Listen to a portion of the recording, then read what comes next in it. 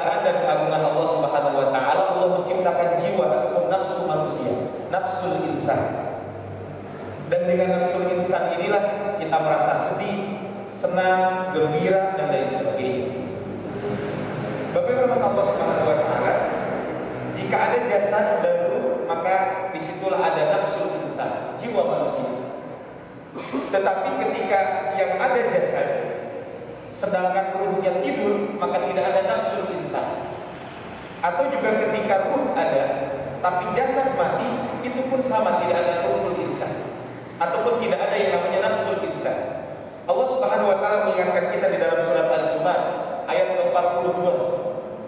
Ketika Allah berbicara tentang bagaimana Allah mematikan orang. Allahu yatawaffal anfus hina mautiha. Allah Subhanahu wa taala yang mewafatkan jiwa ketika matinya tiba. Wallati lam tamut fi manamiha, dan orang-orang yang belum tiba waktunya mati dalam tidurnya. Artinya tidur itu adalah bagian dari kematian. Makanya doa kita setelah bangun tidur, alhamdulillahilladzi ahyana ba'dama amatana wa ilaihi nusyur. Ketika kita mau tidur, bismika Allahumma ahya wa bismika amut, atau bismika Allahumma amutu wa ahya. Ini doa yang kita panjatkan. Kemudian kata Allah SWT, wa yumsikul lati qada 'alaiha al-maut. Maka ketika orang meninggal dunia, maka orang ketika meninggal dunia, maka dia tidak ada nafsu di situ. Nafsu insannya tidak ada. Maka kata Allah, wa yumsikul lati qada 'alaiha al-maut. Maka Allah memegang ruh orang yang sedang meninggal itu, apa orang yang sedang tidur itu, jika waktu tidurnya, jika waktu kematiannya tiba. Artinya Bapak Ibu, banyak juga orang tidur kemudian nggak bangun lagi karena ternyata ruhnya diambil oleh Allah Subhanahu wa taala. Wa yusul ukhra ila ajalin musamma. Tapi banyak juga kata Allah Subhanahu wa taala orang yang tertidur dilepaskan kembali ruhnya tersebut sampai batas waktu yang telah ditentukan. Nah inilah yang kalau kita berbicara tentang nafsul insan tersebut.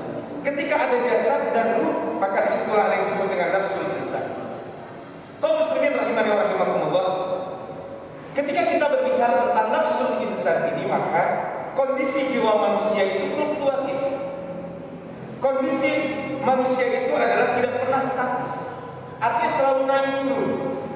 Ada kalanya nafsu kita tenang, jiwa kita tenang ketika kita mengingat Allah Subhanahu wa taala.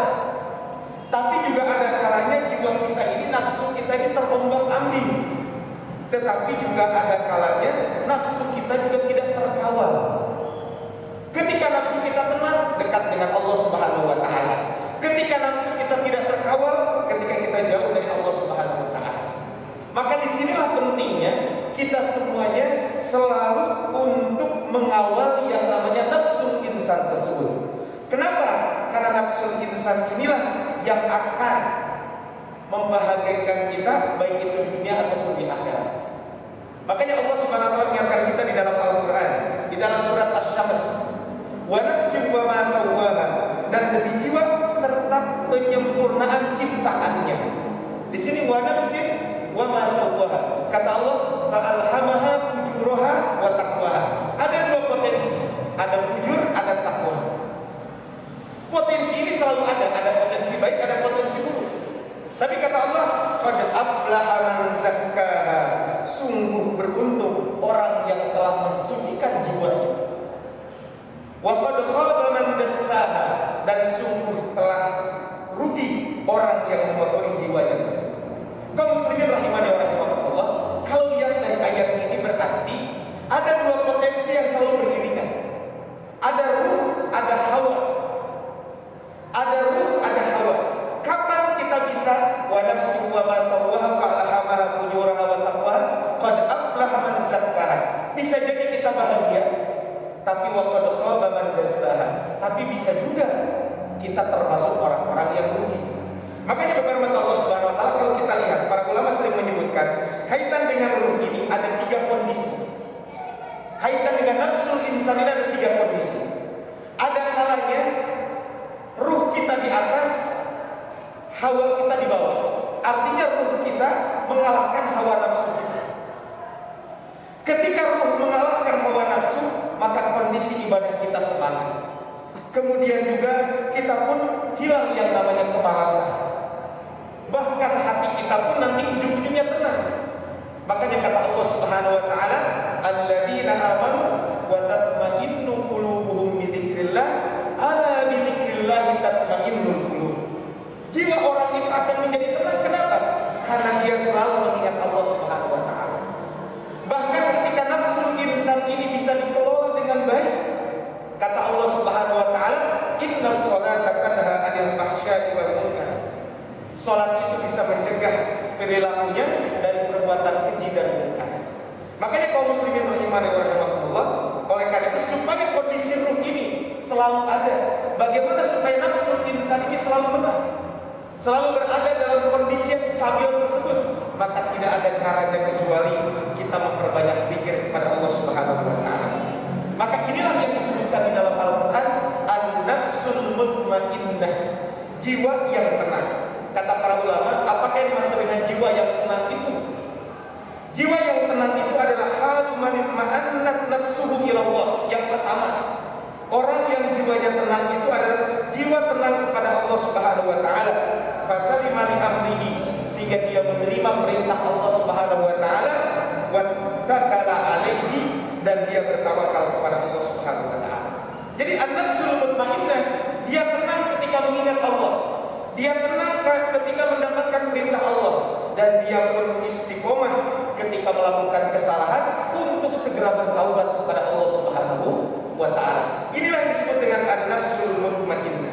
Makanya Bapak Ibu rahmat Allah Subhanahu wa taala, orang yang memiliki nafsul mutmainnah, ya ayyatuhan nafsul mutmainnah, irji'i ila rabbiki radiyatan mardiyah fadkhuli fi ibadi wa dkhuli jannati. Orang-orang seperti ini Allah memanggil dengan panggilan yang lembut, ya ayyatuhan nafsul mutmainnah. Kemudian yang kedua, irji'i ila rabbiki radiyatan mardiyah. Dia akan mendapatkan tempat kembali. Tempatnya itu adalah tumah di sisi Allah Subhanahu wa taala dan kepuasan. Kemudian irji'i ila rabbiki radiyatan mardiyah fadkhuli fi ibadi wadkhuli jannati. Dia akan memiliki teman-teman yang baik, yaitu orang-orang yang beriman, dan dia akan dimasukkan ke dalam surga Allah Subhanahu wa taala. Ini adalah orang-orang yang memiliki an-nafsul mutmainnah. Makanya Bapak Ibu rahmat Allah Subhanahu wa taala, inilah pentingnya kenapa kita selalu memohon kepada Allah supaya kita diberikan jiwa yang tenang. Allahumma inni as'aluka nafsan bika mutmainnah. Ya Allah, aku memohon kepada Engkau supaya aku selalu memiliki jiwa yang tenang ketika menghadapmu. Kemudian nu'minu biliqa'i, kami beriman karena kelak kami akan berjumpa dengan Engkau. Kemudian watardu bi qada'i, ketika ada ketetapan yang Kau berikan kepadaku, maka aku siap menerima ketetapan tersebut. Wa taqnamu bi qadaika, dan kami pun qanaah dengan pemberian Engkau. Bapak Ibu rahmat Allah Subhanahu wa taala, ini adalah nafsu yang tenang. Jadi an-nafsul mutmainnah, ketika ruh kita berada di atas terus, hawa nafsu kita di bawah. Artinya ruh itu bisa mengalahkan hawa nafsu.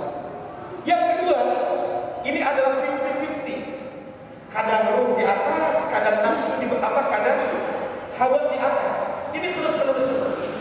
Inilah yang tadi dibacakan di sholat Isya oleh imam di dalam Al-Quran surat Al-Qiyamah, fala uqsimu bin nafsil lawwamah. Kenapa dinamakan an-nafsul lawwamah? Karena orang ini selalu menjalankan ketaatan. Dia berusaha melakukan kebaikan, tapi ada kalanya tergelincir melakukan kemaksiatan tanpa disengaja.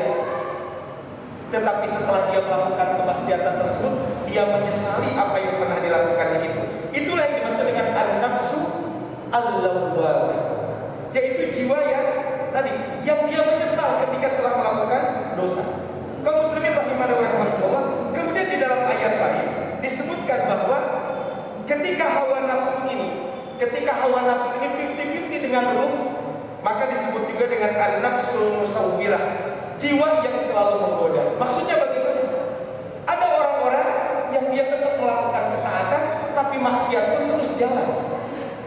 Kalau dulu di kampung kami sering disebut ada STMJ, sholat jalan maksiat terus. Ada kan orang-orang yang seperti itu? Nah, ini adalah an-nafsul musawwilah, yaitu jiwa yang selalu menggoda. Kalau disebutkan di dalam Al-Quran, wa akharuna i'tarafu bi dzunubihim, ada orang-orang yang mengakui dosa yang dia lakukan. Khalaqu amalan shalihan, tapi ketika dia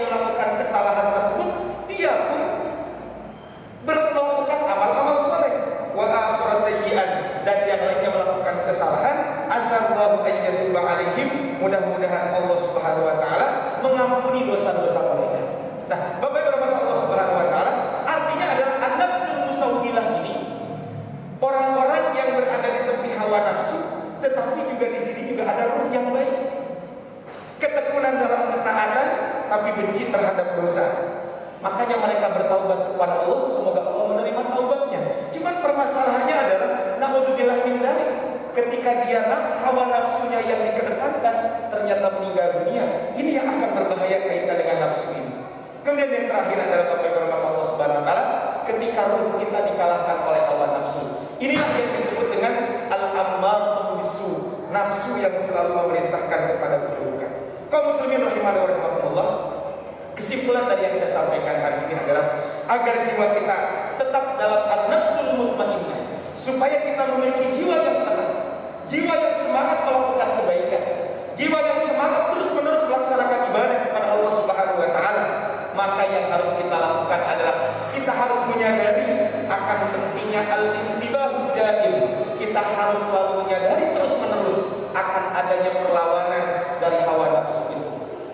Kemudian berikutnya adalah hendaklah kita selalu berzikir kepada Allah Subhanahu wa taala dengan mengingat Allah Subhanahu wa taala, karena dengan mengingat Allah ala bidzikrillah tatmainnul qulub. Bapak Ibu rahmat Allah Subhanahu wa taala, ini memang tidak mudah. Al-intibah daim, kita selalu merasa bahwa bagaimana supaya ruh kita selalu di atas. Ini bukan hal yang mudah, tapi dengan mujahadah, dengan kita bersungguh-sungguh, maka insya Allah Allah akan mudahkan kita untuk memanage nafsu kita, untuk memanage jiwa kita. Ibadah Ramadan yang kita lakukan, salah satu hikmahnya adalah dhabtun nafsi, bagaimana kita bisa menjaga diri kita. Sesuatu yang halal saja di siang hari bulan Ramadan kita tidak makan, kita tidak minum, kita tidak melakukan hubungan suami istri yang halal, kita bisa ditahan. Maka apalagi sesuatu yang diharapkan oleh Allah Subhanahu wa taala. Makanya di dalam ayat Al-Qur'an, la'allakum tattaqun, supaya kalian bertakwa. Kata para sahabat mengatakan takwa itu adalah ibarat kalian berjalan, di kiri kanan itu, di jalan itu banyak duri.